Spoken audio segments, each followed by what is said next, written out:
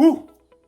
What up, you guys? Welcome to Deydrm, where they dream, they drip. When they drip, they create. It's all a process, you guys. It's your boy Wolf, Deydrm Wolf Sage. Welcome back to another video. Let's get into this. Ooh, I'm hyped, you guys. I'm hyped because I love this. I love doing this type of stuff. I love this whole Black agenda thing. It got me pumping. It got me, you know, in my mojo and everything. But let's get into it. I'm not gonna, get into all this stuff. Like, comment, share. Let's have this conversation, you guys. Get in the comments and let me know what you think. Argue with me. No, I don't think I'm gonna get that many arguments, but let's get into this because I really feel like you guys will kind of get me when it comes to this community stuff. So we are still in the mind phase. We are dealing with the mind part of mind, body, and spirit. Mind being one of the most powerful things in the human body. In the world, I think, because it's benefited us so well to where I can be able to talk to you guys on a little box, a little flat box. Yeah, we're dealing with education within community. Education being something that's an enlightening experience. Gotta my slang and stuff. It's an enlightening experience, and through those enlightening experiences we get a lot of different things. And I'm talking about community here because community is one of the biggest things that we need to cherish and fix. By God damn it. I'm sorry, I'm just goofing around just because I'm just hyped. But yeah, community is a big thing. It's very big. It's very, I feel like this is something that we all overlook.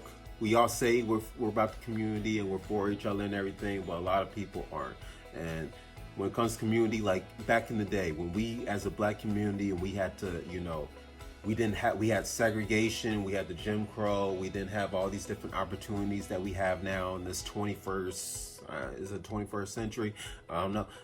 In this century that we have so many privileges, even though we do also marginalize. There's so many things that back in the day we had our minds right that we don't have right now. So with community, as far as, remember when Martin Luther King was around? That was a big show of community because he got a lot of his friends, people that followed him, this and that, just saw him being in a part of the community. He was at the church, he was preaching, he was going around helping this and that person. Even with Malcolm X, he was doing the same stuff. He was showing his community that he loved them and that they are more than what society and the world has put them to be. We all need each other to survive. Think about it. If you in New York, your community is probably the bodega, it's probably, the shoe store down the street, the barber shop, the tattoo shop if it's Black Ink Crew or some other shop out there. Shout out to all you other dudes out there. I'm gonna get myself inked up when I come out there. And there's so many things. The store, that person that's selling all those different things that you don't know how they got it from. I ain't gonna say whatever ever, but you can't get these off of a truck. This ain't truck fit, man. Yeah, your community, you go to the bodega and you see that dude behind the counter and you like, hey man, how you doing? What's going on? And then because he sees you all the time, you're always buying a sandwich from there. You're always buying a drink. You're always buying a 40, whatever the fuck you do. You buy it and they're like, hey, you know what? Today, you get that for free. You get a drink for free, bro. Or hey, you get that sandwich half off. Or hey, I see you out there. I see some people out there messing with you. I see you getting jumped. I'm gonna come out there and defend you. You good? I've had a friend that had that. One of my best friends, Cross. He had that where some dudes was messing with him out of the subway by his house, and he was like, "Hey, I come here all the time. I know these people in here, and because they saw that I was in a situation, they let me stay until I was able to be safe, until his dad was able to come and get him and everything." Excuse me for that. They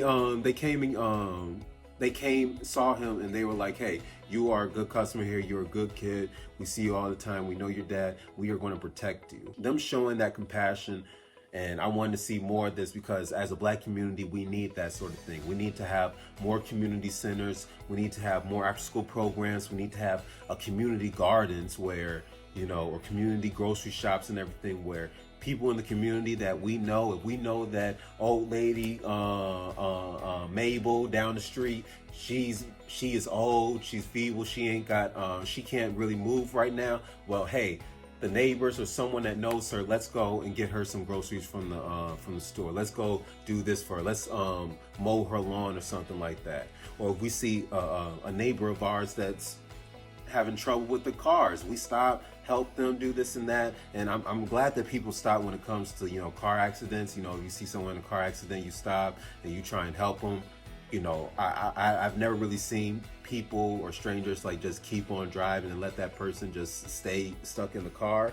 But as far as just that everyday help of just, you know, and I know it's hard when it comes to, like, you know, talking to people on the streets and everything, and you can't trust everyone you meet, but I'm talking just in a sense of, you know, we can all be each other's brothers keepers, you know, brothers and sisters, and just each other's keepers. We can at least look out for each other.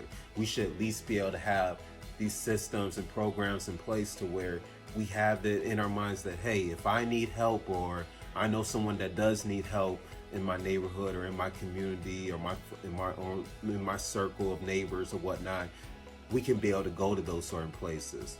PTAs and all these community community, you know, I don't even know what they're called. What are they called? Like, they're not PTA, but they're God, this is gonna itch at me for a while.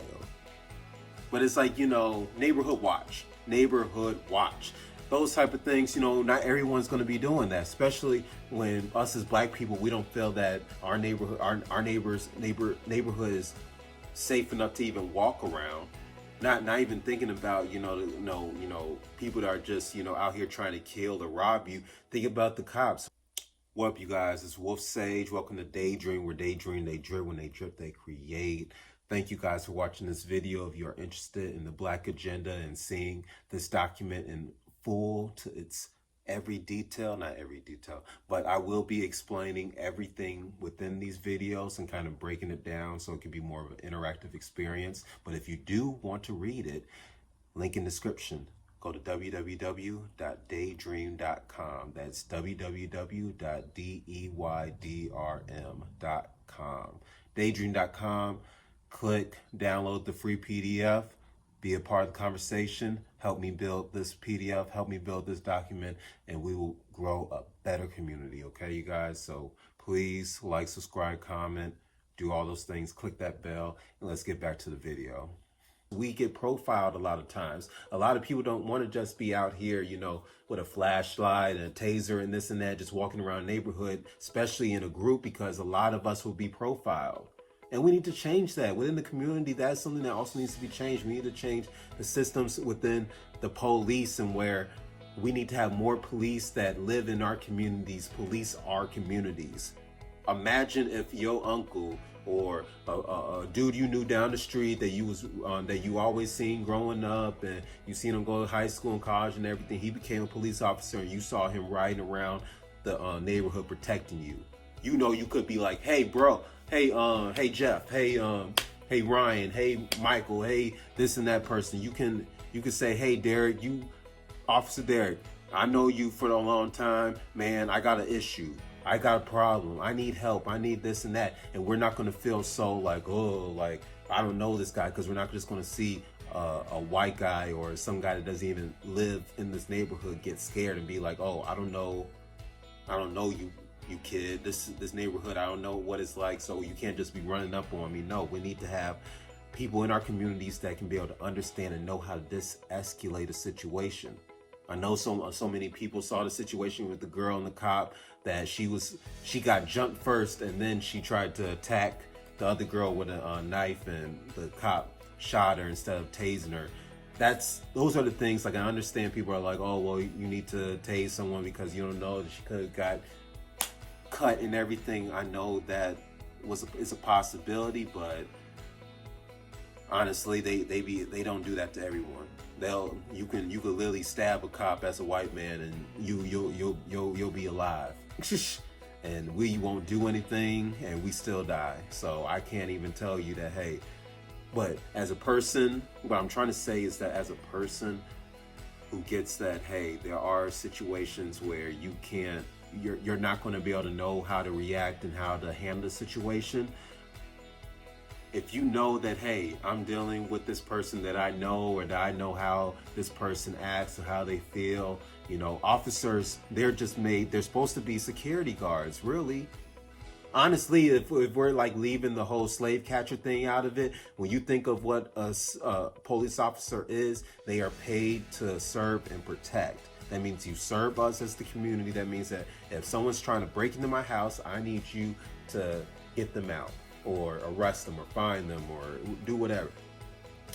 As a member of this community, I need you to protect me from the dangers of someone else, like one of my other neighbors, or someone that isn't my neighbor, or just someone that's trying to hurt me out of whatever reason.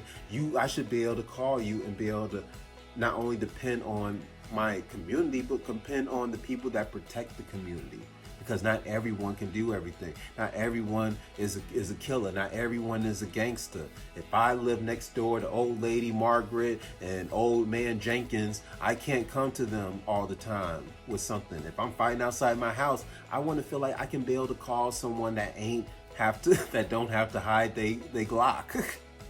I want to do that because I want this person that's violating me to feel that, hey, I have someone that's protecting me within the wall and within the laws. And when a better community, our kids and our, misguided people, because I'm not even going to call them youth, because you can be any age and be misguided, you'll have somewhere to go and somewhere to feel safe. You won't have to, we always talk about, when you see like dudes on the streets and on blocks and everything, be like, this is my block, I'm gonna protect my block, you can't do this and that. We don't own these blocks. So as soon as you get killed or you get shot, someone else is gonna take that block.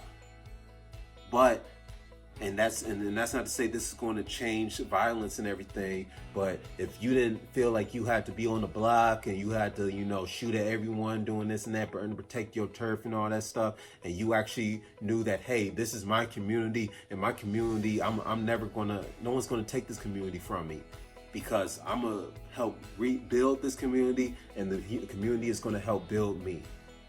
And that's all we ever want, right? Am I the only one? Because in the comments, please tell me if I'm tripping and everything, or if I know I'm like dabbling in everything or going off, but I'm just trying to have these discussions to be able to help you guys get an understanding of where I'm coming from, okay? Because when I talk about community, when we see these things, like, you guys saw the thumbnail?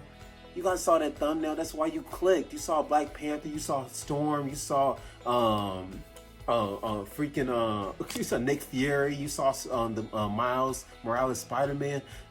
That is what our community should look like. All these different people from these different walks, these different areas, these different times can be able to come together. Our OGs should be able to be OGs and pass on these, knowledge and these principles and everything that's going to help us become better.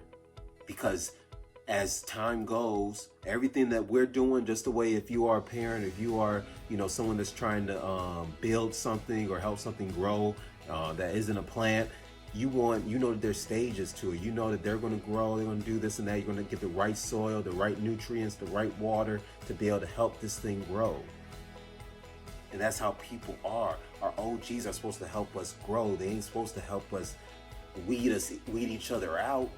Because once they're gone, who's going to protect us? Who's going to protect them if we're gone? You see the tail popping up. She agrees. Corbin, you agree? She don't want to talk. We need to have a better sense of community, you guys, because when it comes to serious conversations of kidnappings, of trafficking, of all these different things, we need to be able to come as a community and be there on a dime. I shouldn't have to just rely on Apple's Amber Alert to be able to let me know what's going on in my community, that another little black girl is being stolen, that another child is being kidnapped or abducted or hurt or this and this and that. I don't want to go on Twitter and that's going to be my only way. Unless it's a community page, unless I have, it's like my area's community page on Twitter and I can be able to see, okay, this being updated, this is what we're talking about on such and such street or such and such block. You know, this black agenda, we need to set up, you know, and this is where I'm coming with what we need to set up when it comes to this black agenda. We need to be able to make sure we have a system in place when it comes to the community, where our schools are being taken care of, the way to where, you know, in the if you saw the video where I'm talking about education, I'm talking about the mind and family and stuff.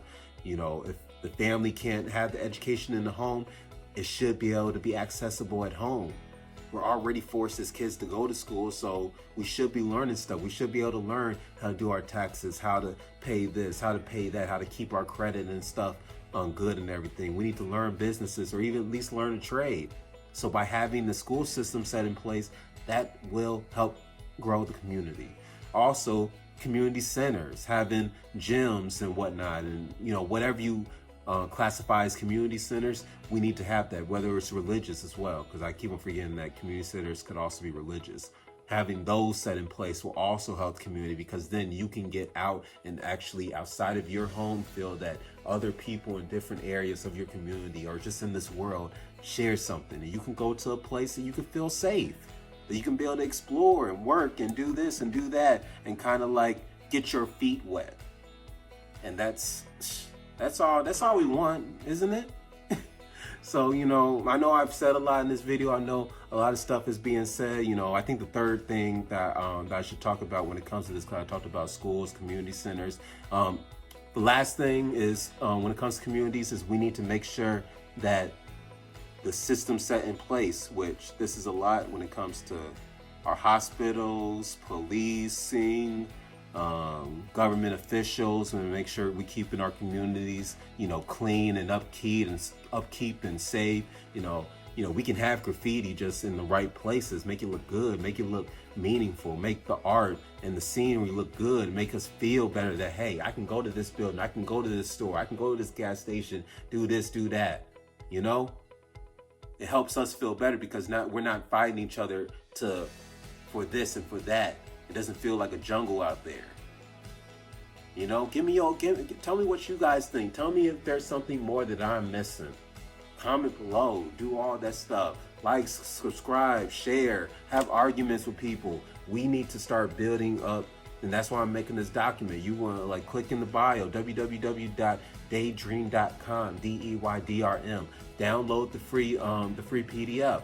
It's going to show you, hey, this is what I envision for us as a black agenda to be able to help us grow.